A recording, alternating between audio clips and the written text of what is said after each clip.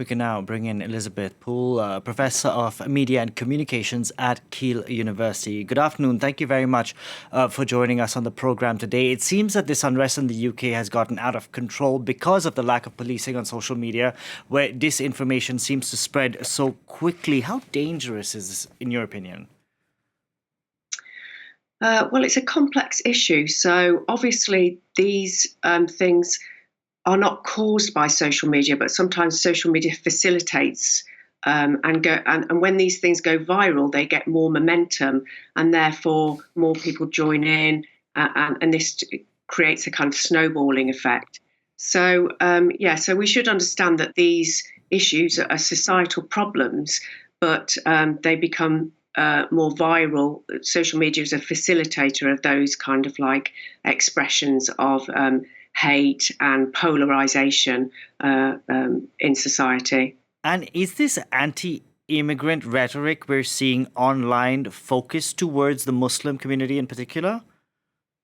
Yeah, I mean, there's a lot of anti-immigrant rhetoric in general, but the Muslim community has been singled out as, in particular, for far right groups as being a kind of like cultural threat to the UK. So that has been an ongoing theme of their kind of narratives for quite some time now. I know the new government has been in power just for a couple of weeks, so not enough time, but clearly there seems to be a problem of Islamophobia. So how do you go about addressing this?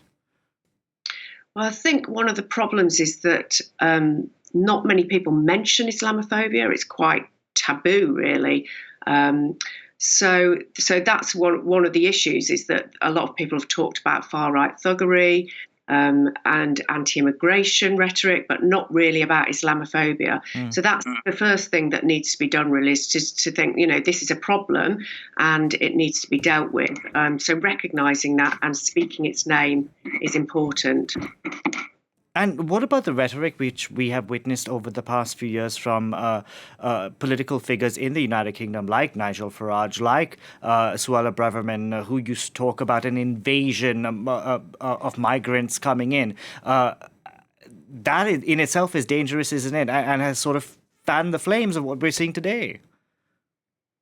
Yeah, so this is where it starts, isn't it? It's politicians, it's senior figures that spread this rhetoric. It's also the British right-wing press. We've had years and years of anti-Islam, anti-immigration narratives, themes, issues coming up in the press, and all this is circulated, and it kind of makes it normalised. So, it's what Baroness Sayeeda Varsi called the dinner party test, where she said that it's become so normalised that people would be willing to talk about Muslims in such a way over a dinner party and not feel ashamed like they would other minority groups. So yeah, it's kind of been normalised. And what about the role of Elon Musk in all of this? Because, of course, a lot of this information is spread on X, formerly Twitter, which he himself owns. And these riots are something he's been actively talking about on his social media platform. Yeah, so obviously this contributes to kind of stoking and keeping the narrative going, I suppose. And really, that's kind of like the business model, isn't it, of some of these companies, that, commercially, this kind of inflammatory, sensationalist material keeps them going. It's their oxygen. So for him to be involved himself is financially productive for him. But a lot of the research we've done has shown that before he acquired the platform, that actually the moderation standards were quite strict, and there had been quite a clampdown on this kind of like anti-Muslim rhetoric, and there was a lot of supportive counter narratives against it on Twitter. But more recently, because of the opening up of the platform and the reduction of moderation standards, research has shown that there's been a rise of hate speech on that platform again. Because there is this downside with social media platforms like X, but it can also be used for good in terms of getting the Muslim community in the UK to band together.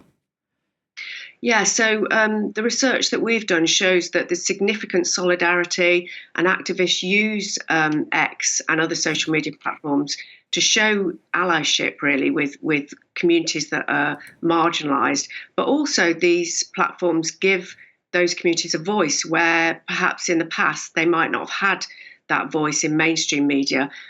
So the research that we've shown shows significant Muslim voices on X and other platforms that then get significant solidarity from allies across the world, and that creates these kind of counter narratives and counter publics that contest this kind of negative discourse, which we're seeing now actually, and you can see, there's this kind of like countering by these anti-racist groups that's playing out now. So, hopefully that will seize the momentum and things will take a different turn. Elizabeth, you're professor of media and communications. I want to know, how are newspapers in the country treating this, covering these riots?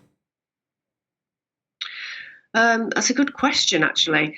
Well, I've been following some of the right-wing press representation, and again, you do see this kind of like double standards narrative where there's this idea that the police are policing far-right groups much more than kind of like Muslim groups and anti-racist groups that have come out to kind of protect mosques. So there's this kind of idea, which has also been circulated on social media, of this two-tier Kia, that there's two-tier policing. And also there's a lot more focus on, the problems of like the Muslim Defence League and framing Muslims as kind of like thugs rather than the far right.